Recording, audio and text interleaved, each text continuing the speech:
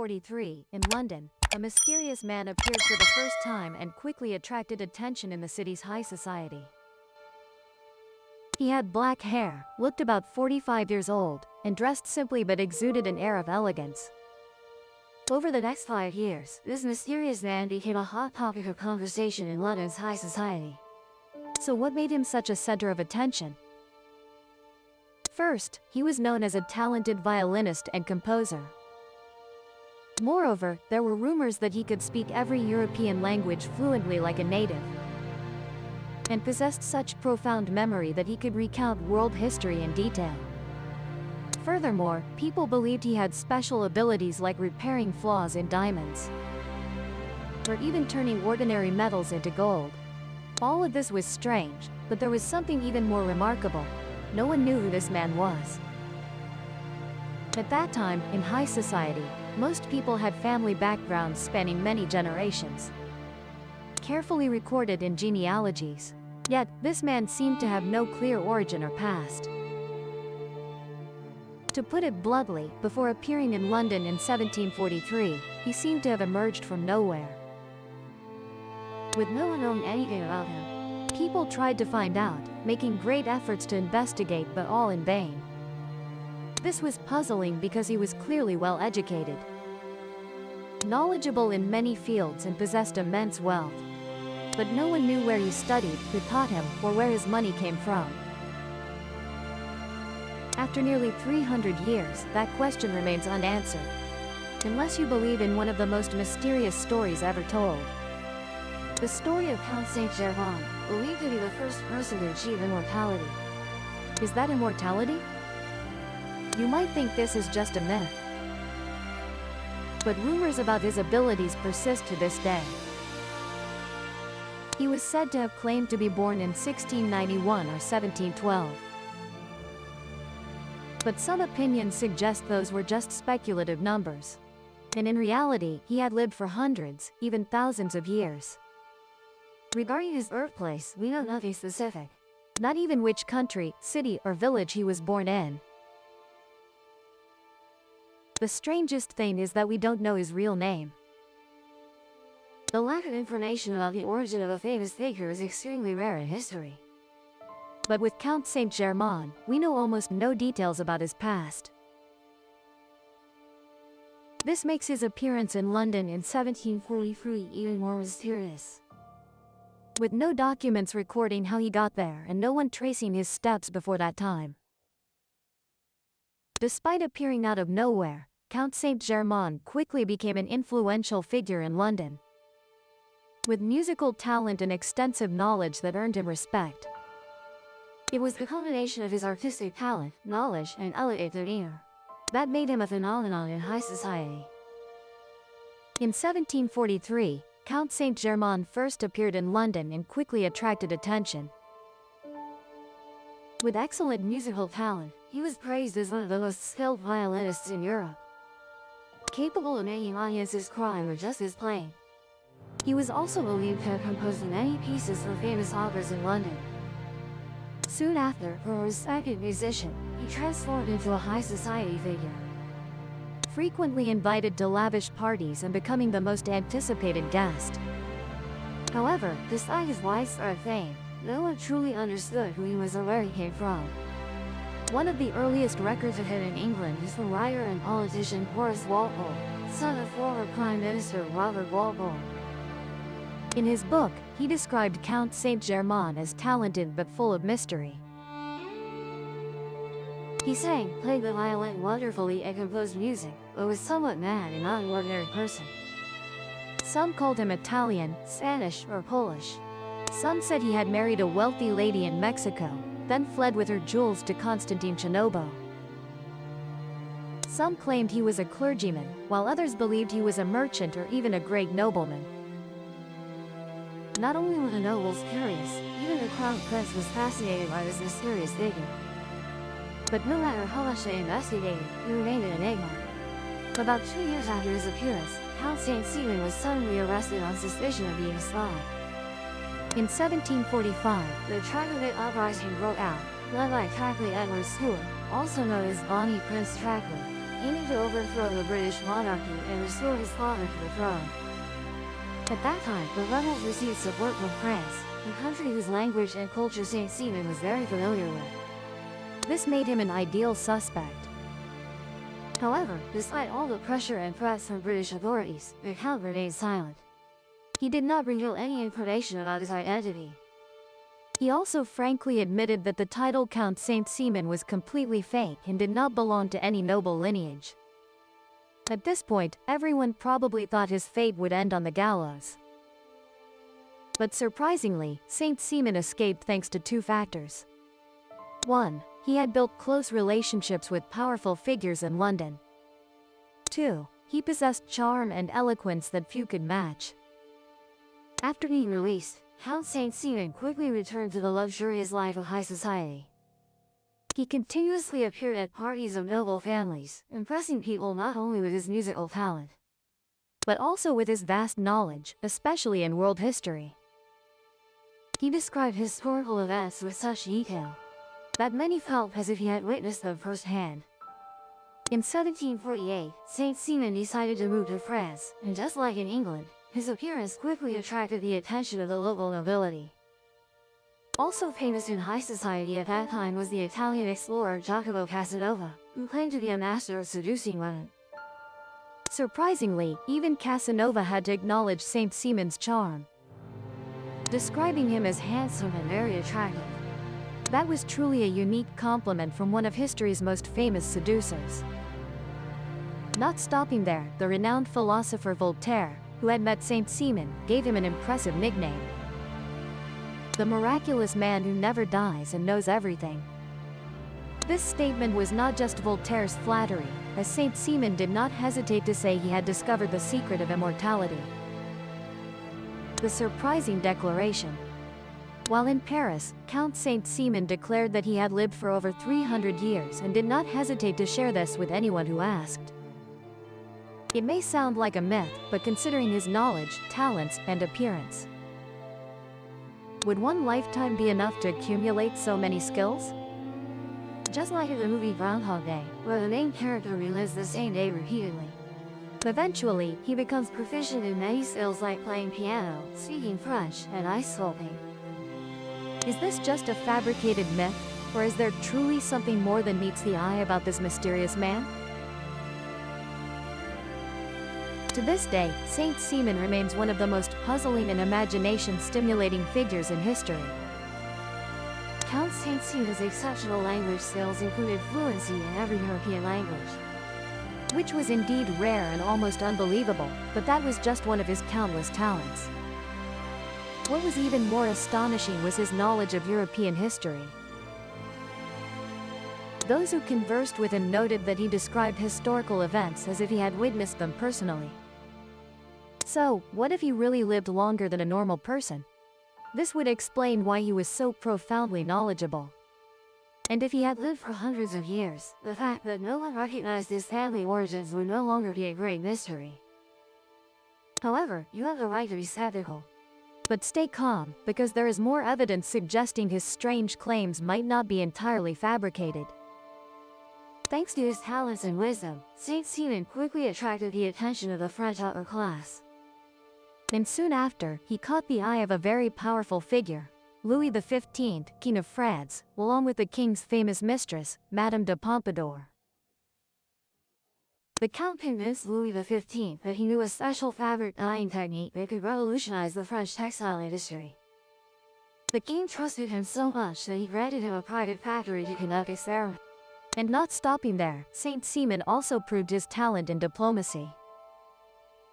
In 1760, the king sent him to Amsterdam to negotiate peace between France and England during the 7 Years' War. However, this mission did not yield the expected results. This diplomatic failure created enemies for him at the French court. Powerful figures, including Aguigny Francois, the French Minister of Foreign Affairs, began to worry about Saint-Simon's influence over King Louis. Athene even made the king suspect that the Count might be a traitor, secretly working against France's interests. Eventually, Louis XV ordered the arrest of Saint-Simon, but once again, with his eloquence and charm, Saint Simon convinced the Dutch authorities that he was innocent and had been framed. Instead of being extradited to France, he was secretly put on a ship and fled to England. However, this time he did not stay long in the land of fog. For the next 20 years, Saint Simon traveled throughout Europe, constantly changing his identity. In each city, he appeared with a different name, as Count Bellarmine, other times as Knight Stronning, or Great Zaruzzi. No one could determine his purpose, whether he was evading the French court or simply enjoyed living with different identities. It is only known that in 1779, Saint Simon appeared in the Duchy of Sasselau and Puy, now the area between the German and Danish border. There, he quickly became close friends with Prince Tactless of Hesse-Kassel. The prince was an enthusiast of occult sciences. Therefore, when he met Saint Simon and heard him talk about alchemy, he was immediately captivated. The count lived at the prince's castle for the next 5 years and spent his time conducting many strange experiments. It was rumored that he could create giant gemstones by combining smaller stones and even remove the flaws of diamonds. For Prince Zachlus, Saint Simon was not only a friend but also a sage, a master of knowledge of the era.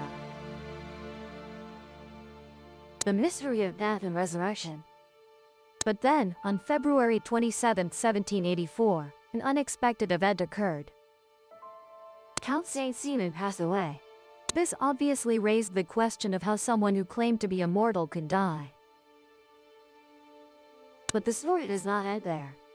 Just 1 year after his death, it was said that he appeared at a Masonic conference in Paris under the new name Major Fraser. And the following year, he was seen in Russia meeting with Empress Catherine the Great. And strangely, from then until now, for over 230 years, there have been reports of sightings of Saint Simon in many places around the world. Perhaps the question of who Count Saint Simon really is will never have a clear answer. But it is certain that, whatever the truth, this character continues to fascinate posterity, both arousing curiosity and serving as an endless source of inspiration for mysterious stories throughout the course of history. Although over 230 years have passed since Count Saint Simon was believed to have died, rumors of him still being alive continue to spread worldwide.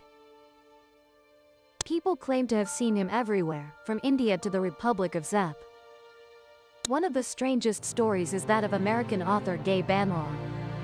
He stated that he met the Count while climbing Mount Sastar in 1930. According to Banlaw, they quickly became close friends, and Saint Simon even exclusively told Banlaw a series of stories that later became the foundation for a religious movement named I Am. At its peak, this movement attracted over 1 million followers. And I Am is not the only religion influenced by someone who had died like Saint Simon. He is also considered an important figure in occultism and numerous other New Age movements.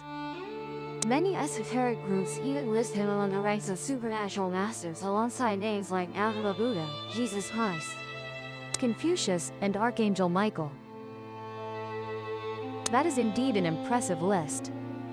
Occultists further believe that the Count is actually the embodiment of many other famous historical figures, such as Francis Bacon and Christopher Columbus, who are said to have used his identity in different periods.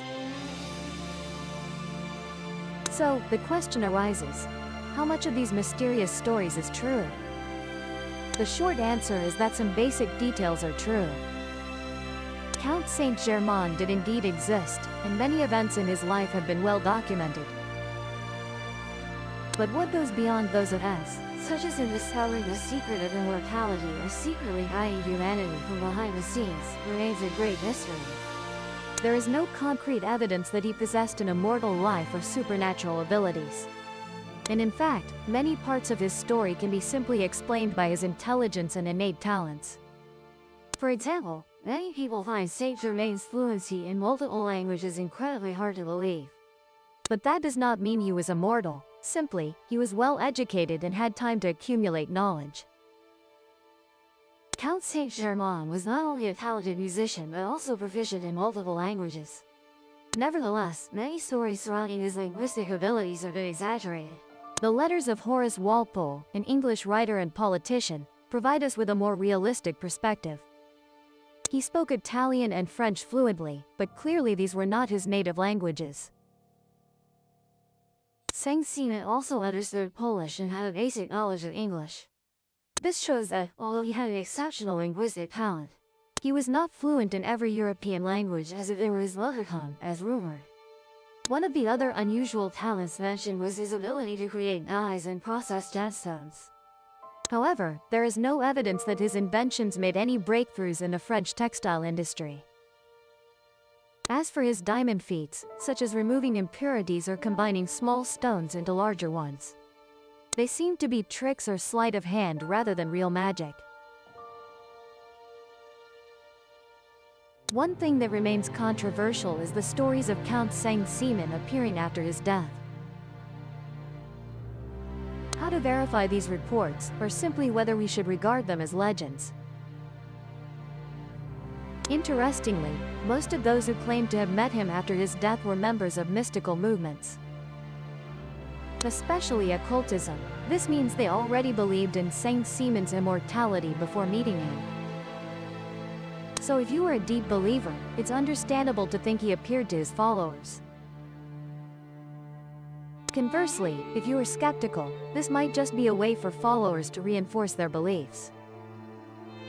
That's not only people today who doubt Saint-Simon, but even famous contemporaries of his were cautious. The writer Voltaire once described Saint-Simon as someone who knew everything and never died. But his sarcastic tone suggests this was more satire than truth. And the famous explorer Casanova, who praised Saint-Simon's ability to charm women, did not seem to truly believe he had any supernatural abilities. Therefore, when looking back at the stories of Count Saint-Simon, perhaps we should approach with a balanced view, part history, part legend, and the rest a blend of both. The truth may forever remain an unsolved mystery.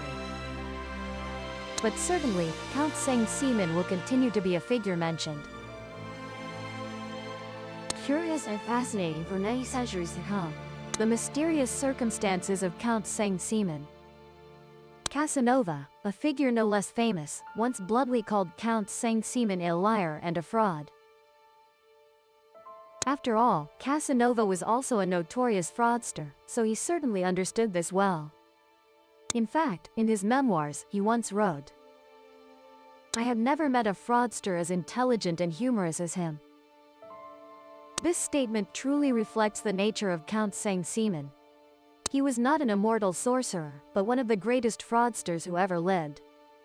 Think about it, in an era where origins and social connections mattered greatly, a man of unknown age could infiltrate the upper echelons of the nobility with just charm and intelligence.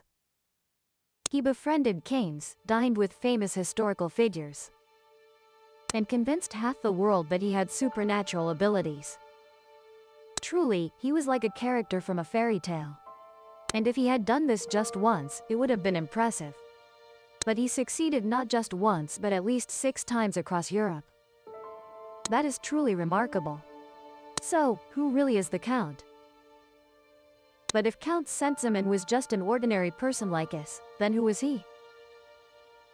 Certainly, he must have had a clear family background, a birthplace, and supporting documents. According to some information from Prince Zachlas of Hizzy Castle, the Count revealed a few secrets before his death. He claimed to be 88 years old when he arrived here and that he was the son of Francis Hay Rosa, a Hungarian noble. Rosa was the leader of the fight for independence against the famous Habsburg dynasty. To protect his eldest son Leopold from danger in the conflict, he faked his death at age 4 and issued a fake birth certificate. According to this hypothesis, that boy lived in hiding and eventually became Count Saint-Simon. This hypothesis makes sense in explaining both the mysteries of the Count's origins and his high level of education. However, there are still many points of doubt. The timeline of this story seems illogical. If Father Saint-Simon was truly 88 years old when he arrived, then he was born in 1691, when his father was only 15 years old. This is possible but not common. Moreover, it should be remembered that the man who claimed to be Father Saint-Simon spent most of his life deceiving about his identity. Like the story of the boy crying wolf, how can we be sure that the last time he spoke was the truth? The answer is we cannot, and with time passing, it's hard to know his true self. Nevertheless, Father Sensiman remains a unique figure. And whether you believe he is immortal or not, the legacy he left behind will certainly last forever.